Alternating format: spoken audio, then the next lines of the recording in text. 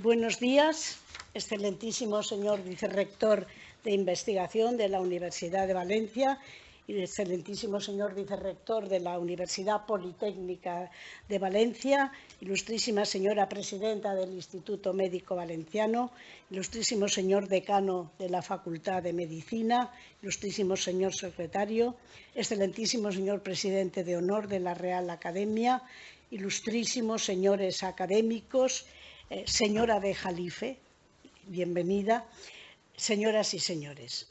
Quiero excusar, en primer lugar, la asistencia de la consellera de Sanidad y de la presidenta del del Colegio de Médicos que se adhieren a este acto. Bienvenidos todos a este acto que es el ingreso como académico honorífico del profesor don José Jalife, director del Centro para Investigación de Arritmias en la Universidad de Michigan, entre otras cosas. El profesor Javier Chorro, en primer lugar, decano de nuestra facultad y académico de número, hará la presentación del doctor Jalife.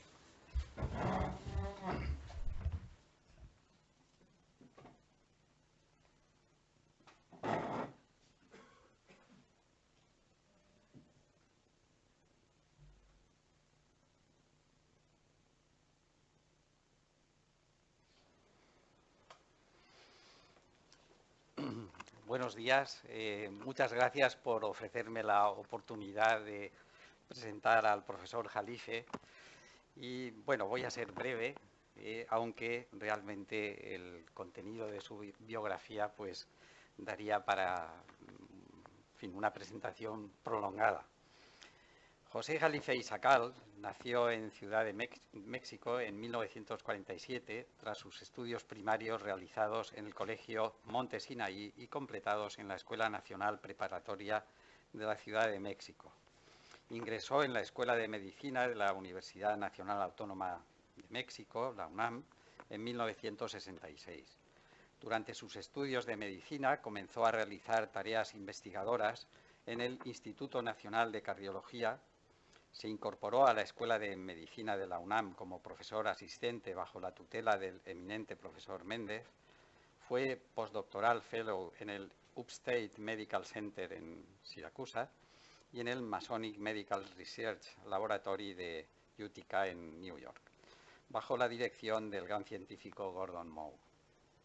Fue director del Departamento de Farmacología de la Upstate Medical University de Nueva York. Actualmente es profesor de Medicina Interna y de Cyrus and Jane Farhi, Professor of Cardiovascular Research, profesor de Fisiología Integrativa y Molecular en la Universidad de Michigan y de otras áreas de conocimiento científico.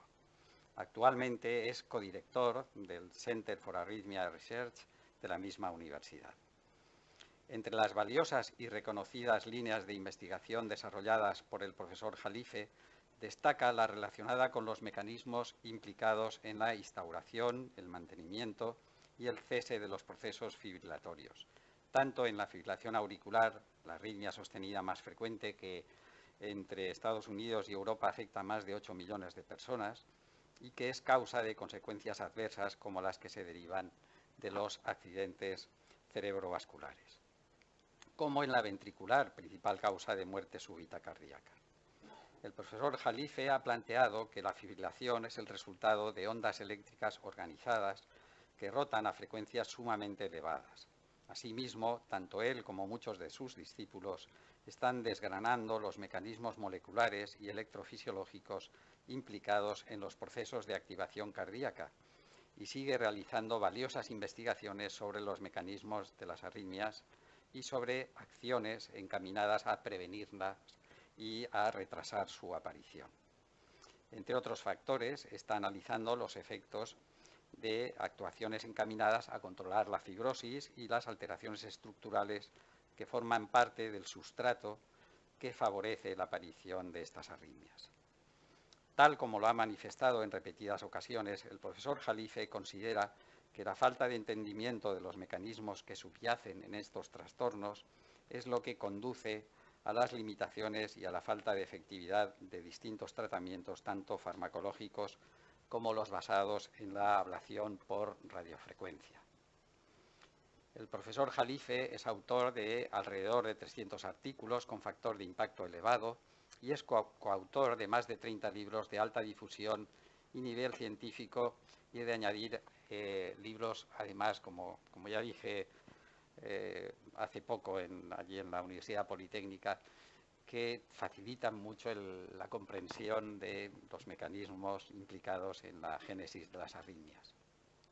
Ha sido distinguido, entre otros, con los premios del American College of Cardiology, de investigación de la Upstate Medical University, Pierre Rigland de la Académie Royale de Medicine de Bélgica y del State University of New York Chancellor's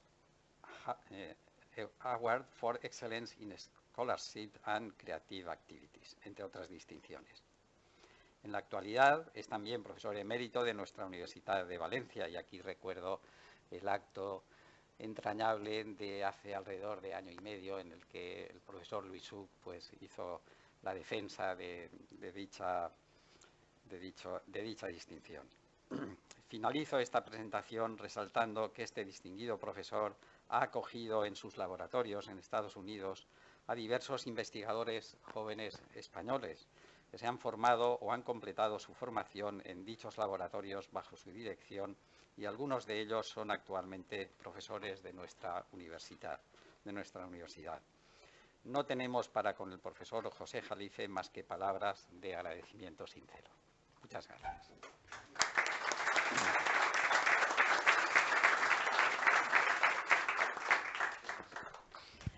Muchas gracias, profesor Chorro. A continuación tiene la palabra el doctor Jalife para impartir su conferencia.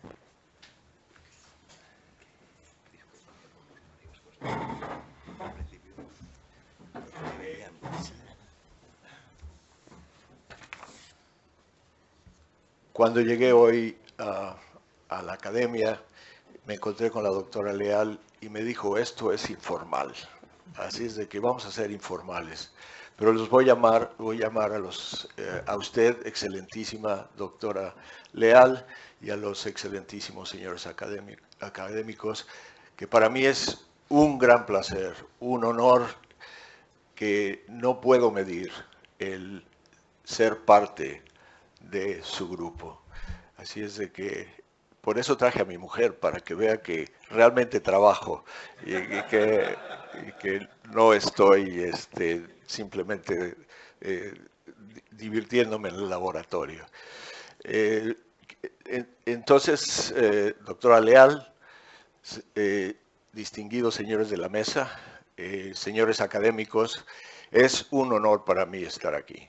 Y es un honor que me hace muy, muy feliz, porque Valencia es entrañable para mí. Tengo grandes amigos en Valencia que realmente quiero y lo siento como mis hermanos. Así es de que cada vez que vengo a Valencia me da muchísimo gusto poder hablar del trabajo que estamos haciendo en mi laboratorio. Y hoy voy a cambiar de tema un poquito.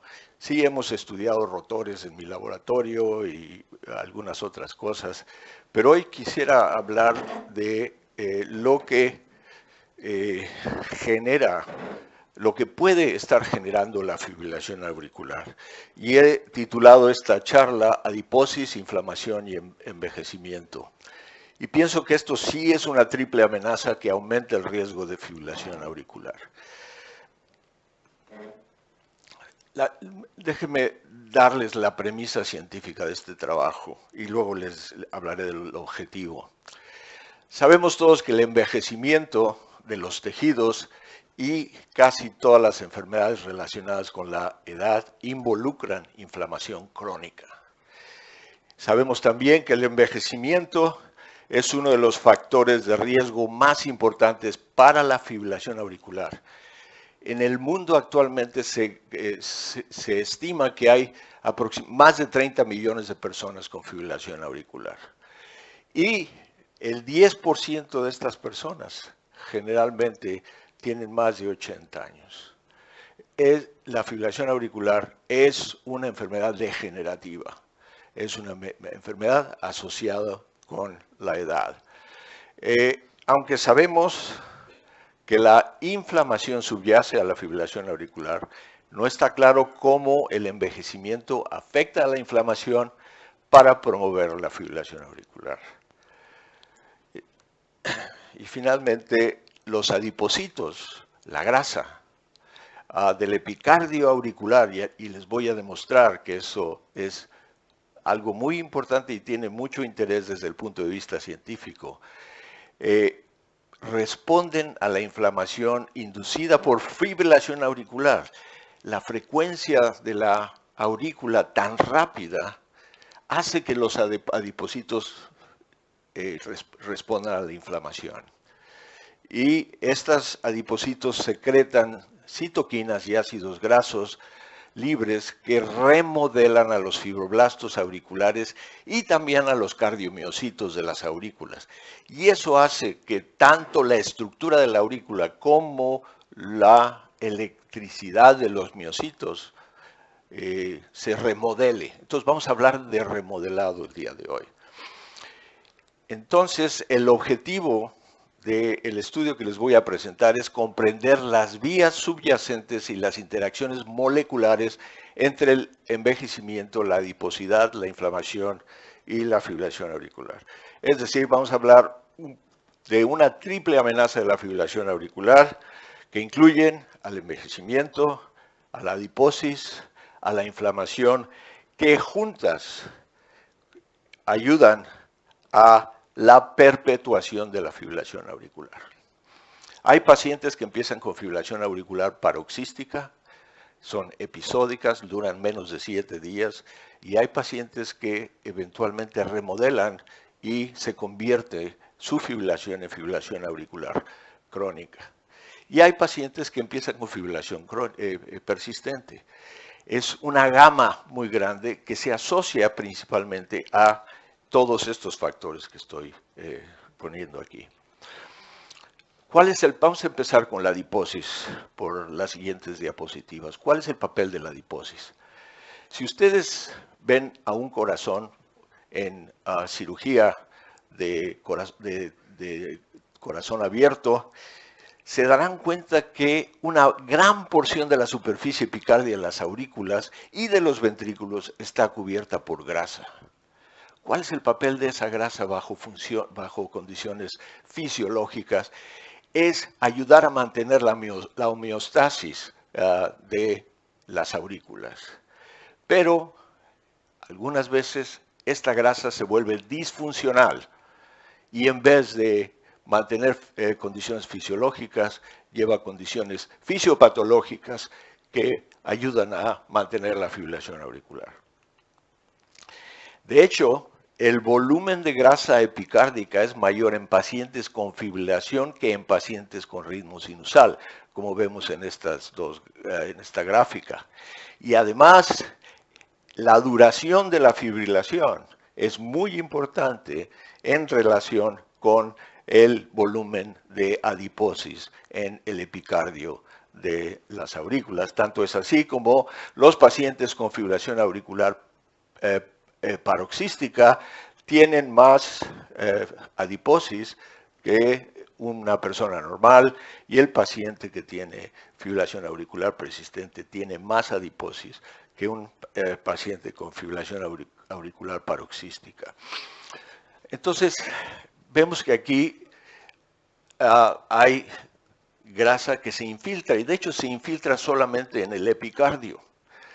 Y esa infiltración grasa además se remodela, y hemos demostrado que este remodelado cambia y se asocia con fibrosis de este tejido adiposo en el subepicardio del humano y también de los modelos animales, en este caso la oveja.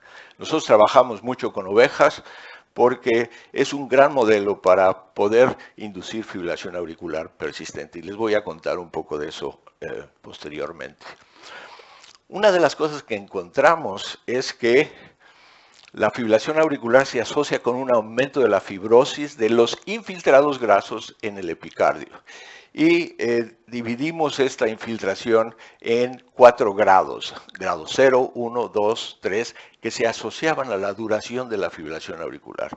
Esto es en la oveja, y vimos que en los controles la fibrosis del tejido adiposo, como ven ustedes aquí tenemos adipocitos que eventualmente van cambiando a fibrosis y total, al final se fibrosa toda la zona.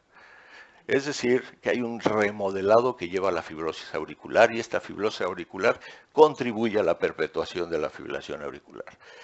Y además cuantificamos esta fibrosis y vimos que entre más fibrosis, menos adiposis.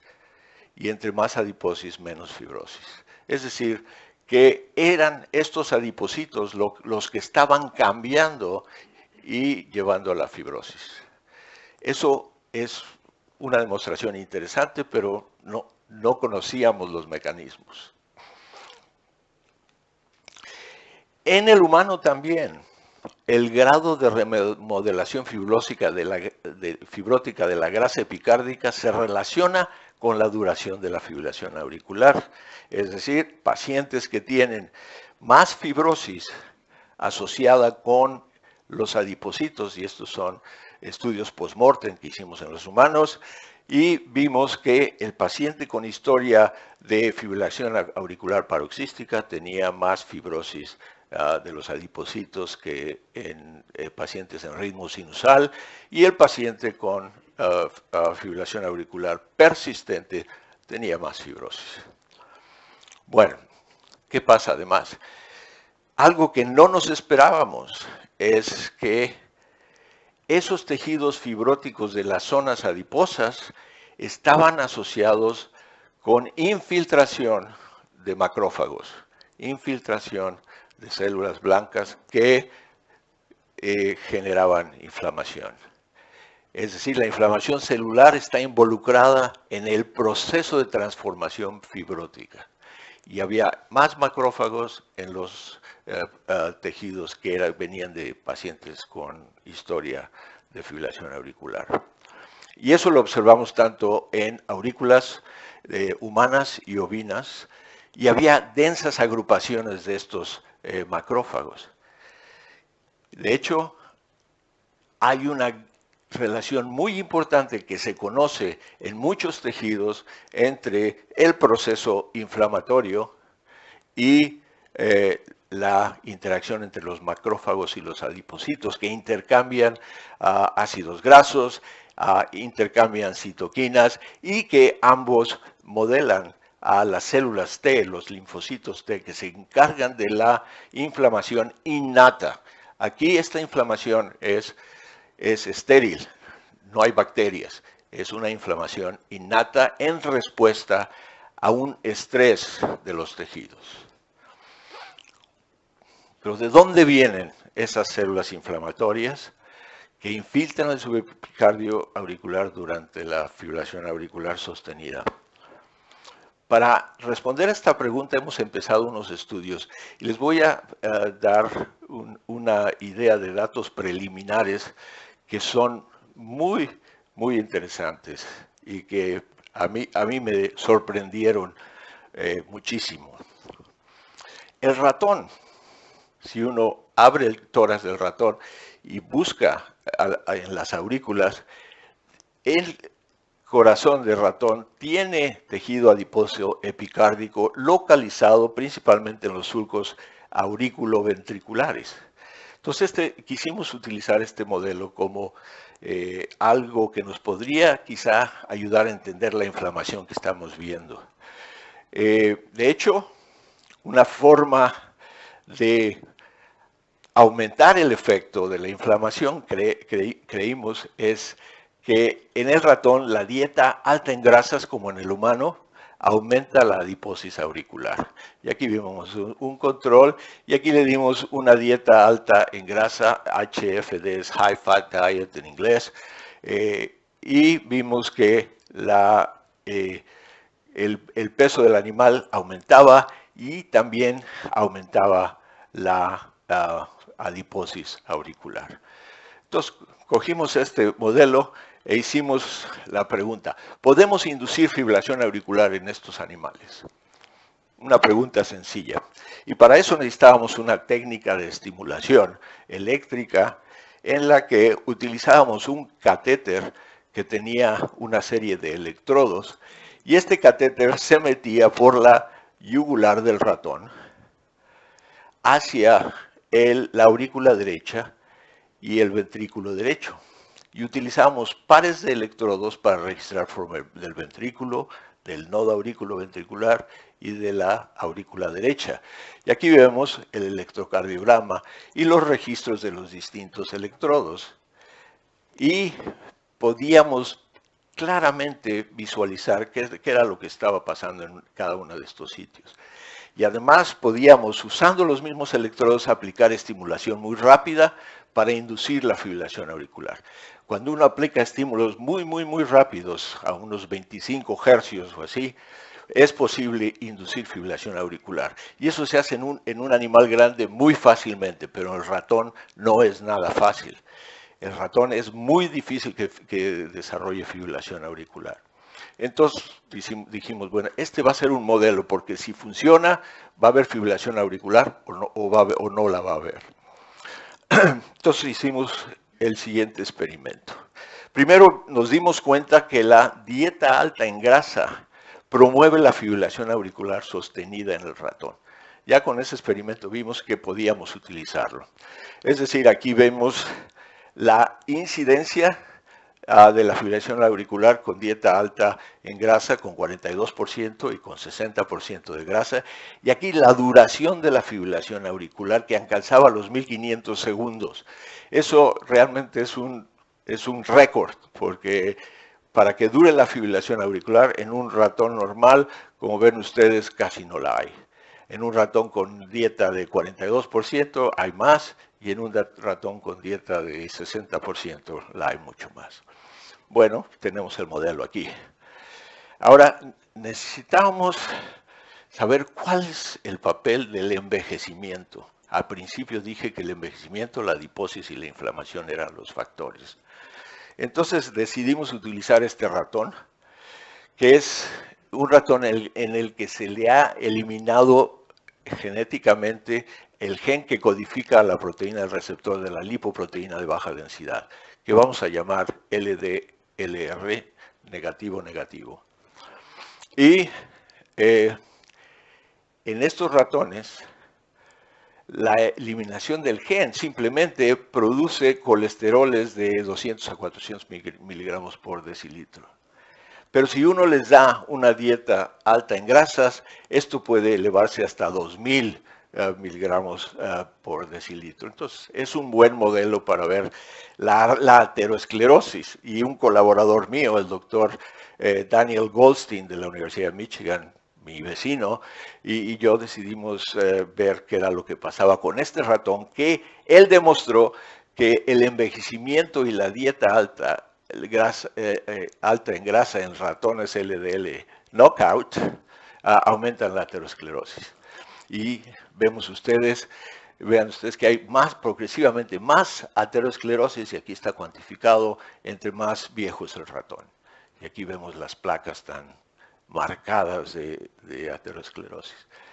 Entonces dijimos, vamos a inducir fibrilación auricular en estos animales y vamos a ver si la inducibilidad de la fibrilación auricular también aumenta en este ratón. Y efectivamente, en el ratón joven era difícil inducir la fibrilación auricular, le teníamos que dar una droga colinérgica, el Carbachol, que es un análogo de la acetilcolina, y sin embargo en el viejo aumentaba mucho más, bajo condiciones control y en presencia de estimulación colinérgica. Y aquí vemos los episodios, muchos de esos episodios duraban por muchas horas en algunos ratones. Entonces decidimos, bueno, la pregunta que tenemos que hacernos es ¿de dónde vienen esos macrófagos? Y son estos macrófagos relacionados con la edad. Entonces hicimos un experimento muy bonito. Cogimos 4 grupos experimentales. Primero, cogimos ratones viejos con dieta alta en grasa, ratones jóvenes, y luego hicimos quimeras, es decir, cogimos médula ósea del ratón joven y la trasplantamos al ratón viejo.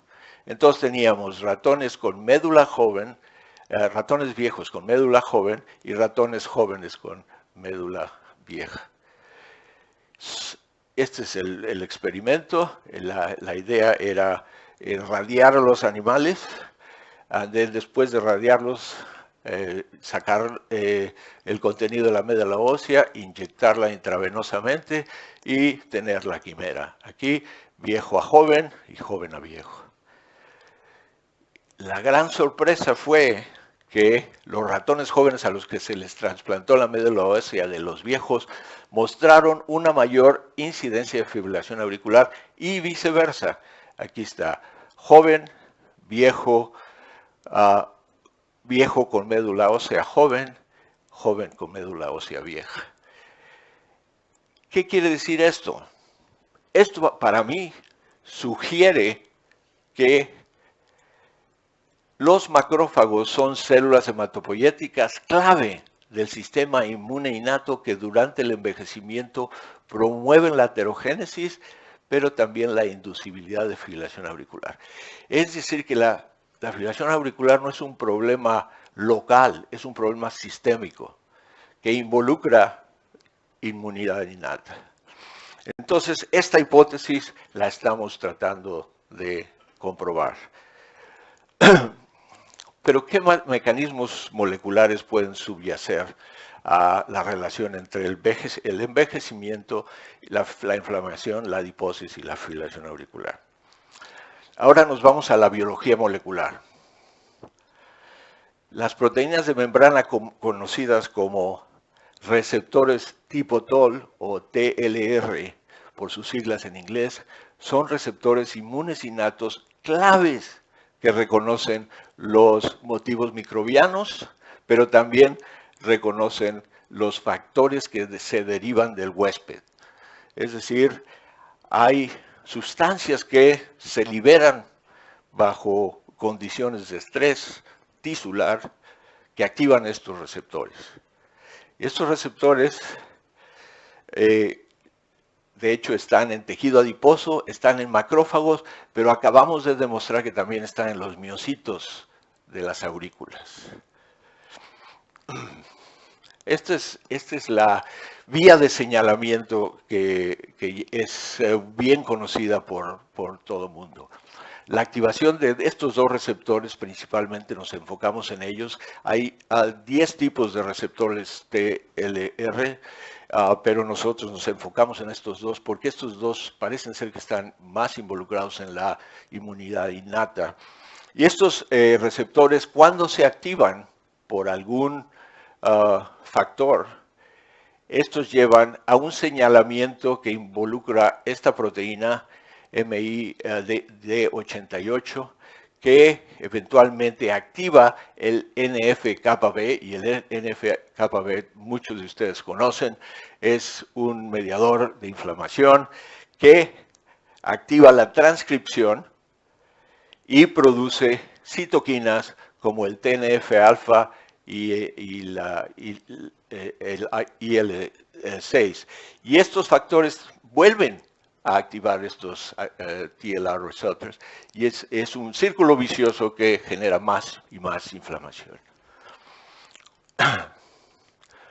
Entonces, la hipótesis que hemos establecido en mi laboratorio es que la excitación de alta frecuencia de las aurículas y la adiposis llevan a inflamación estéril de la grasa epicárdica con liberación de activadores del sistema inmune innato, activación de los receptores, generador de citoquinas, remodelado de los canales iónicos y de la fibrosis. Y esto contribuye a la fibrilación persistente, lo que mantiene un círculo vicioso que lleva a la perpetuación de la fibrilación auricular. Primero demostramos que en el ratón, si uno elimina estos dos factores, estos receptores TLR2 y 4, que cuando se alimentan estos animales en dieta alta en grasa, los animales se vuelven resistentes a la inducibilidad de la fibrilación auricular. Aquí tenemos un ratón silvestre en control que no desarrolla fibrilación, un ratón con dieta alta en grasa que desarrolla fibrilación, y el ratón knockout, el que no tiene los receptores, que no tiene fibrilación auricular, y aquí está la cuantificación de la incidencia y la cuantificación de la duración de la fibrilación auricular. Entonces, pensamos que el inflamasoma es muy importante en el mecanismo de la persistencia de la fibrilación auricular. Y los receptores TLR4 y 2 son una parte del inflamasoma. Puede haber más factores que estén involucrados, pero no los hemos estudiado aún. Entonces, el ratón es un modelo muy fácil de utilizar porque los ratones viven poco tiempo y son fáciles de manipular, pero queríamos darle un poco más de relevancia clínica a los estudios. Entonces sí, hemos hecho estudios ahora en animales como las ovejas, que la estimulación intermitente por muchos días lleva a la fibrilación auricular persistente. Lo que hacemos, este es el tórax de una oveja, introducimos un catéter similarmente a como lo hicimos en el ratón para estimular la aurícula derecha a alta frecuencia, como lo vemos aquí, y ver si hay fibrilación auricular. Este catéter está conectado a un marcapaso que ha sido implantado, y ese marcapaso nos permite repetir la estimulación por días y días y días. Y eso vemos que si estimulamos y hay fibrilación auricular, el marcapaso no activa. ¿Ese soy yo? ¿Sí? ¿Sí? ¿Me oís? Sí. Ya no me oigo yo. Vamos a ver aquí. Entonces, si estimulamos por 30 segundos para el estimulador, esto todo se hace automáticamente. Hay fibrilación, no empieza el estimulador. Vuelve el ritmo sinusal, vuelve a hacer el ciclo. Y así continuamente y repetitivamente hasta que se remodela el corazón. Y quiero deciros que la remodelación se asemeja a la remodelación en el paciente en la fibrilación auricular persistente, y esto incluye dilatación de las aurículas, fibrosis y remodelado eléctrico, con aumento de la frecuencia de la fibrilación auricular. Entonces, este es el protocolo que utilizamos. Implantamos el marcapaso, esperamos 10 días y empezamos activamos el marcapaso, y no tenemos un primer episodio hasta una media de 5,5 días.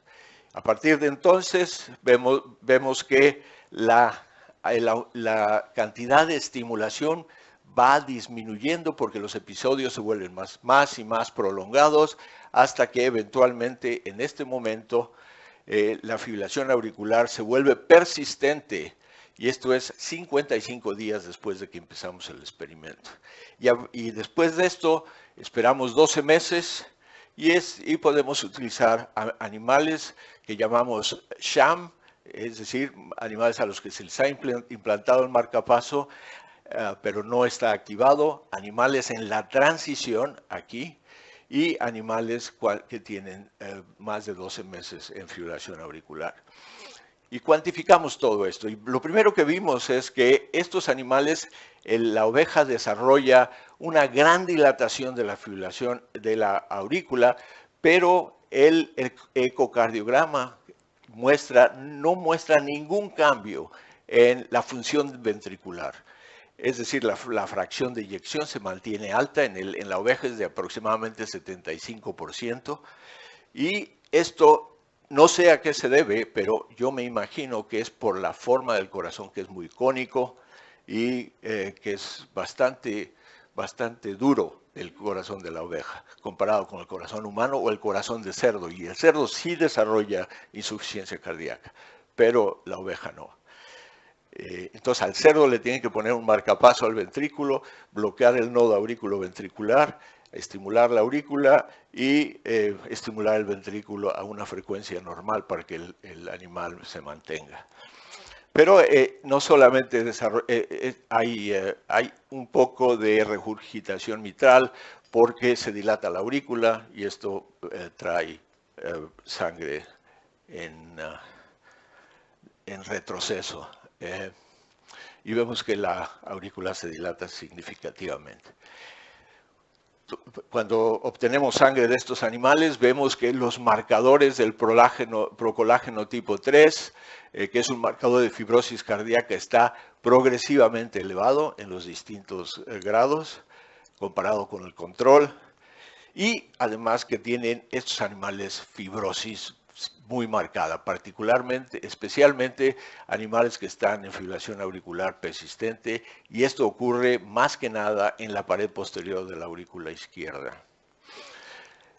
No solo eso, sino que el remodelado eléctrico se manifiesta como un aumento en la frecuencia de la fibrilación. Este es el registro auricular por el catéter y empezamos con el primer episodio a 7.3 hercios, luego aumenta a 10 hercios, luego a 11 hercios se establece ahí. Y esto se debe a que la duración del potencial de acción se acorta dramáticamente durante la transición y permanece a través de la persistencia. Y esto hace que la fibrilación se acelere y se vuelva estable. ¿Qué pasa con los receptores? Los receptores TLR2 y TLR4 aumentan. Hay inflamación en este modelo. Aumentan significativamente tanto en la transición como en la persistencia. No solamente eso, sino los mediadores de la vía de señalamiento, el MI-D88 y el NF-κB fosforilado también aumenta durante la progresión, que quiere decir que muchas citoquinas están siendo generadas por las células y están contribuyendo a la inflamación. Ahora voy a hablarles de otra proteína que es la galectina 3, que es un mediador de inflamación que se ha demostrado en el cerebro, en la microglia, que media la inflamación de la microglia también. Entonces decidimos hacer estudios para ver si esto también se aplica al corazón. Es una proteína con funciones reguladoras importantes en la inflamación, la inmunidad en el cáncer, y está producida por macrófagos activados en respuesta a una lesión. O sea, es uno de los mediadores que está por ahí en nuestras aurículas, estábamos deseando. La galectina 3 se ha demostrado que es importante en la insuficiencia cardíaca como mediador del remodelado de la matriz extracelular, y esto conduce a insuficiencia cardíaca progresiva. Y en pacientes con ciertas formas de insuficiencia cardíaca, estos pacientes tienen niveles altos de galectina 3. Entonces decidimos hacer un estudio de galectina 3. El mecanismo molecular de la galectina 3 es el siguiente. La galectina 3, la proteína tiene 3 dominios, pero forma pentámeros. Y estos pentámeros, esto se forma dentro de la célula. Estos pentámeros van al espacio extracelular y se unen al receptor del TGF-beta1, que es uno de los mediadores más importantes de fibrosis. Hay una vía de señalamiento que es la vía de SMAD, que llega a activar la transcripción y esto hace que se produzca la fibrosis. También la galectina 3 activa a los receptores TLR4 y 2. Y no solamente está produciendo fibrosis, pero está aumentando la inflamación al mismo tiempo. En nuestro modelo de oveja, el receptor TGF-beta 1 y la galectina 3 están elevados. Es decir, que la inflamación, no solo la inflamación, sino la fibrosis está produciéndose en estos animales. Entonces, para ver el papel de la galectina 3 y de los receptores TLR4, decidimos hacer un ensayo clínico con nuestras ovejas. Y usamos un protocolo de tratamiento para prevención de la fibrilación auricular persistente en el modelo ovino. Y utilizamos un inhibidor de la galectina que se inyecta intravenoso, se llama GMCT01 y lo aplicamos a 12 miligramos por kilogramo 2 veces por semana. Y en los controles, en vez de dar la droga, dimos una solución salina dos veces por semana. Entonces empezó así el protocolo. Implantamos los marcapasos en las ovejas, esperamos 10 días y luego aleatorizamos a los animales a el GMCT o a la solución salina y les estuvimos haciendo estudios de ecocardiografía, de electrocardiografía, tomamos marcadores de sangre, una batería de estudios que eran necesarios para obtener los datos.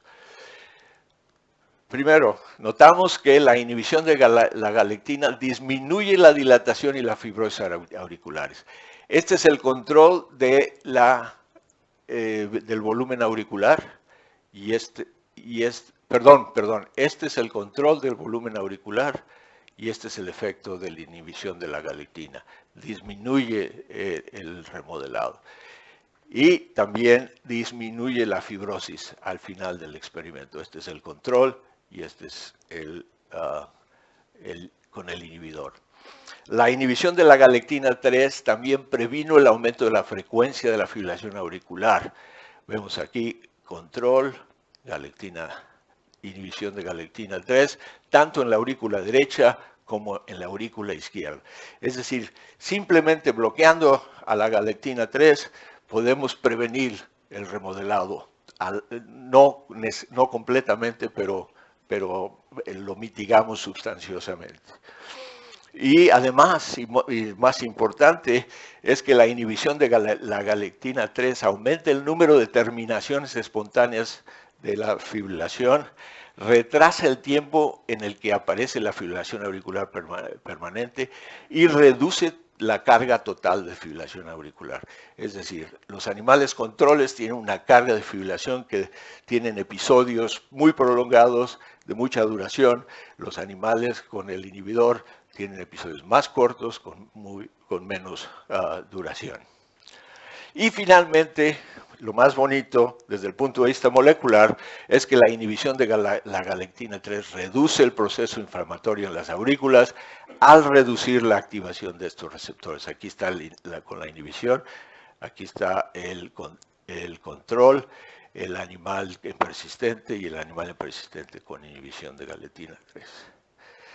Entonces quiero resumir y concluir con lo siguiente. El envejecimiento, la inflamación y la adiposis son una triple amenaza en la fibrilación auricular, como lo son en el Alzheimer's y en muchas enfermedades degenerativas que se asocian a la edad. El volumen de grasa epicárdico se asocia con la duración de la fibrilación auricular, como les mostré. La fibrilación auricular sostenida promueve el remodelado o remodelación fibrótica del tejido adiposo en el subepicardio auricular con inflamación y infiltración de macrófagos. Y estos macrófagos son las células clave que vienen de la circulación y que aumentan la inflamación para promover la persistencia de la fibrilación auricular. En la fibrilación auricular persistente, la fibrosis de los infiltrados grasos se asocia con inflamación del sistema inmune innato mediados por linfocitos T citotóxicos, primariamente CD8 positivos, y la activación de la señalización de los TLR4. Mi conclusión es que, en primer lugar, solo estamos empezando a estudiar esto. Esto es el primer paso a poder entender cómo todos estos factores importantes, la edad, la inflamación y la adiposis, contribuyen a la fibrilación auricular.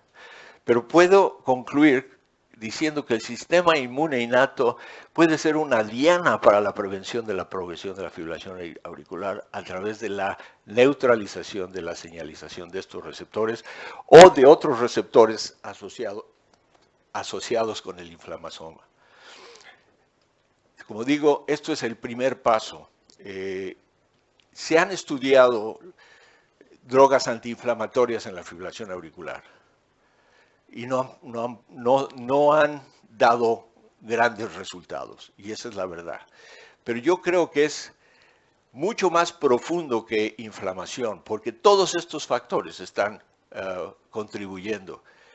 Y ahora no tenemos drogas que nos rejuvenezcan, pero yo creo que la diana está ahí, en el envejecimiento, en la inflamación que se asocia con macrófagos viejos, que son distintos a los macrófagos del joven, como lo vimos ahora. Así es de que quizá en un año, si me invita Luis otra vez, vendré y ya les mostraré un poquito más de lo que hemos hecho. Y finalmente quiero agradecer a la profesora Leal, a los señores académicos y a todos ustedes por el honor que me han hecho con este galardón y por escuchar mi presentación. Muchas gracias.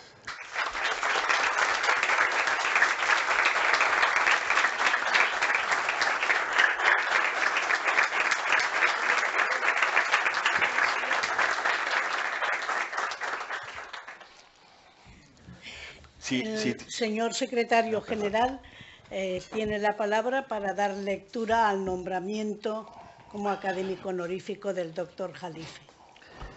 La Real Academia de Medicina de la Comunidad Valenciana, por cuanto don José Jalife reúne los méritos y circunstancias que exigen los estatutos y reglamentos vigentes, ha acordado en sesión del día 29 de mayo del 2018 nombrarle académico honorífico con antigüedad del día de hoy. Y en virtud de lo dispuesto por la Corporación expido el presente diploma en Valencia a 5 de julio del 2018. Firmado la presidenta y el secretario general.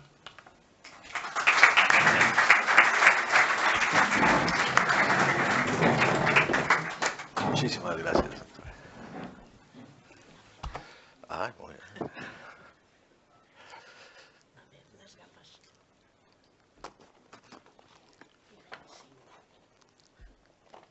Muchas gracias. Le pido a mi mujer que me la ponga. Muchas gracias. Muchas gracias.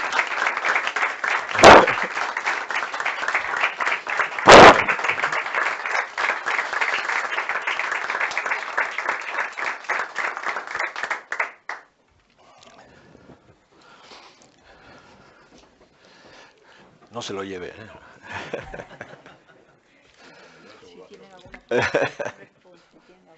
Para terminar, unas pocas palabras. En primer lugar, mi felicitación al doctor Jalife por su excelente conferencia y por su incorporación a la Real Academia de Medicina y Ciencias Afines de la Comunidad Valenciana. El doctor Chorro nos ha presentado de un modo excelente la personalidad científica del doctor Jalife. Solo quiero subrayar su liderazgo en el Laboratorio de Arritmias del Consejo Nacional de Investigaciones Cardiológicas del Carlos III y su doctorado honoris causa de nuestra Universidad de Valencia, en la que fue investido por el profesor Morcillo, ex rector aquí presente. Como ustedes conocen, desde hace meses en la Academia estamos llevando a cabo un ciclo sobre envejecimiento y salud. Y aun sin haberlo pactado, la conferencia del doctor Jalife ha incidido en un tema claramente vinculado a ese ciclo. La relevancia de la fibrilación auricular, cuyos casos, según los expertos, se duplicarán en los próximos 50 años, es capital. Más de 6 millones de europeos dicen que la padecen y aumenta con el envejecimiento de la población. El riesgo a lo largo de la vida es, dicen, del 25% en mayores de 40 años, con altas tasas de mortalidad, accidentes vasculocerebrales y tromboembolismo. En un artículo de enero de hace poco he leído que las mujeres, por una vez, tienen menos incidencia y menos prevalencia, y aparece en edad más tardía, pero tienen procesos más graves, más riesgo de accidentes vasculares y mayor mortalidad. Hay que pagar algún peaje por empezar más tarde. El doctor Jalife nos ha expuesto de un modo magistral todos los mecanismos que desde la investigación básica están analizándose sobre el papel de los infiltrados de adipocitos, de la inflamación, un tema que nos surge una y otra vez en todos los estudios actuales, el papel de la galectina, en fin, una investigación básica que termina en su conclusión de la importancia del sistema inmune innato y de la que yo no voy a hablar porque soy una absolutamente profana en los temas de investigación animal y en este caso la investigación en ratones y en ovejas parece fundamental para el futuro. Pero lo que sí que importa es que toda esta investigación a lo que nos tiene que llevar es a buen puerto. Porque, aparte de subrayarnos cuáles son todos los factores de riesgo y cómo podemos actuar preventivamente sobre la fibrilación auricular, sí que vamos a lo mejor a conseguir, como él acaba de señalar, que a fármacos que hasta ahora, como los antiinflamatorios, no parecen haber tenido una acción beneficiosa, puedan tenerla en el futuro. Porque lo que importa es la prevención, porque todos los que estamos aquí, incluso los que ahora son todavía muy jóvenes, y me alegra ver muchas caras jóvenes en el público, lo que esperamos es tener una vejez sana y fructífera, sin fibrilación auricular, a ser posible. Un viejo profesor, el doctor Barciagoyanes, que también fue presidente de esta Real Academia de Medicina, citaba un poema, creo que persa, que se titulaba Cuando el sol se pone amarillo. Porque el sol se pone amarillo en el atardecer. Cuando ya no quema, lo podemos mirar de frente, pero aún ilumina. Y lo comparaba con la vejez, que aún puede ser rica y enriquecedora. Es el sundowning del que el doctor Culebras nos hablará próximamente. Simplemente termino dándole de nuevo la enhorabuena al doctor Jalife, dando la enhorabuena a nuestra academia por contarle a partir de ahora entre sus miembros. Muchas gracias, enhorabuena también a Paloma, su esposa, que le acompaña, y bienvenido a nuestra Real Academia, a la que espero hagas muchas visitas en esos periodos que sabemos que pasas en España regularmente. Muchas gracias, bienvenido y hasta siempre.